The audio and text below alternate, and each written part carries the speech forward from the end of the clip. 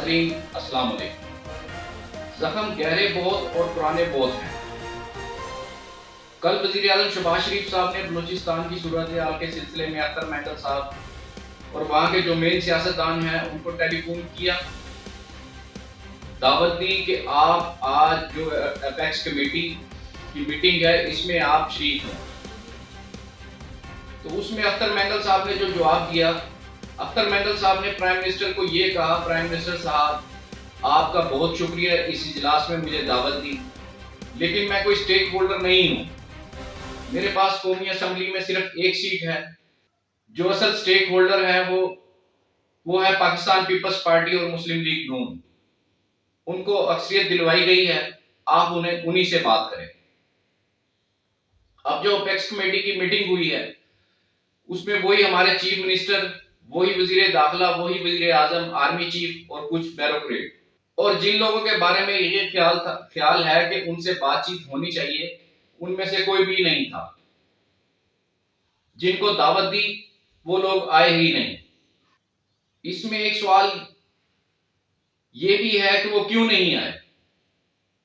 वो इसलिए नहीं आए कि उनका ये ख्याल है जो इलेक्शन हुआ है 8 फरवरी को, उस इलेक्शन में जो बलूचिस्तान की नेशनलिस्ट पार्टी है उनको साइडलाइन कर दिया गया। ख्वाह वो बीएनपी मैंगल थी, ख्वाह वो नेशनल पार्टी थी, पख्तूनख्वा मिली अवामी पार्टी थी या दीगर जमातें थी, उनको जोर जबरदस्ती के साथ उनको कॉर्नर कर दिया गया और उनके पास मुश्किल से एक सीट बाकी बची है।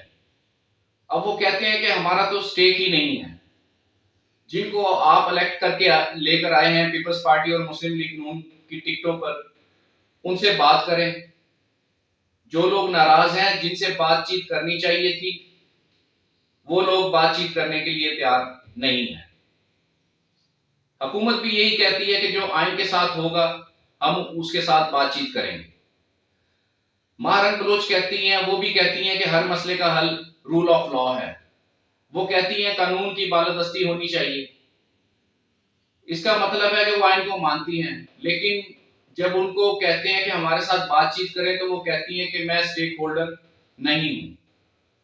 इसमें डेडलॉक की सिचुएशन ये है, होना ये चाहिए था कि कौमी असम्बली के इजलास में इस सूरत हाल पर बहस होती और बलूचिस्तान असम्बली के इजलास में सूबे के हालात पर बहस होती।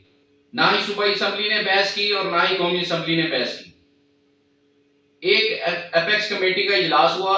अपेक्स कमेटी के अक्सर मेंबर वो इस्लामाबाद से गए थे, इजलास किया, अब वो इस्लामाबाद वापस आ गए हैं। तो ये नहीं लगता कि डेडलॉक की सिचुएशन खत्म होगी, बल्कि आज मजीद सूरत हाल खराब हो गई है।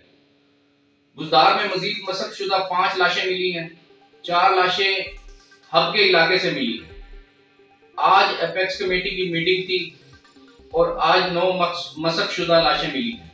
सूरत हाल आपके सामने है। पाकिस्तान जिंदाबाद।